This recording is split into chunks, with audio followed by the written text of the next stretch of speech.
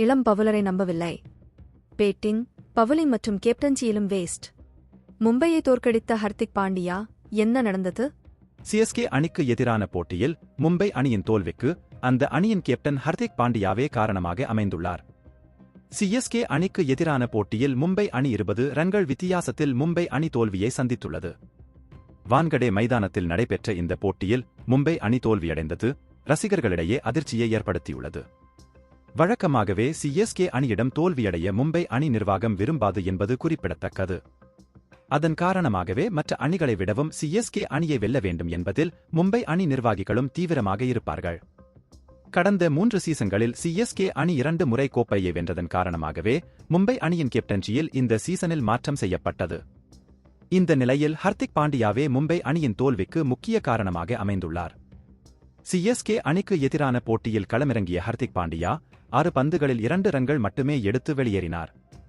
குறிப்பாக எதிர்முனையில் நின்று ரோஹித் சர்மா அதிரடியில் பொளந்து கட்டிய நிலையில் ஹர்திக் பாண்டியா எளிதாக விக்கெட்டை கொடுத்து வெளியேறினார். அதேபோல் பவுலிங்கிலும் 3 ஓவர்களை வீசிய ஹர்திக் பாண்டியா 43 ரன்களை விட்டுக் கொடுத்தார். மும்பை அணி வென்ற 2 போட்டிகளிலும் ஹர்திக் பாண்டியா 1 ஓவர் கூட வீசவில்லை. இந்த போட்டியில் ஆகாஷ் மத்வால் 15வது ஓவரில் 17 ரன்களை விட்டுக் கொடுத்தார். இதனாலே டெத் ஓவர்களில் ஆகாஷ் மத்வாலை நம்பாத ஹர்திக் பாண்டியா நேரடியாக பந்தை எடுத்து கடைசி ஓவரை வீசி வந்தார். அந்த ஓவரில் மட்டும் 26 ரன்கள் விளாசப்பட்டது. ஏற்கனவே சிவம் துபே வந்ததால் முகமது நபி மற்றும் ஸ்ரேயாஸ் கோபால் இருவரும் 4 ஓவர்களுடன் ஹர்திக் பாண்டியா நிறுத்தினார்.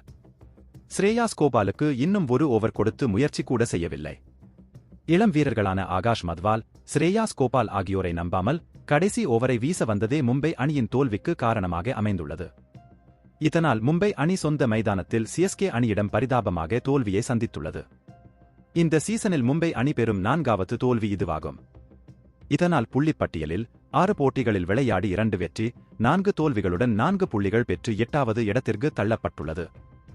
இதனால் மும்பை ரசிகர்கள் பலரும் ஹர்திக் பாண்டியாவை பொளந்து கட்டி வருகின்றனர்.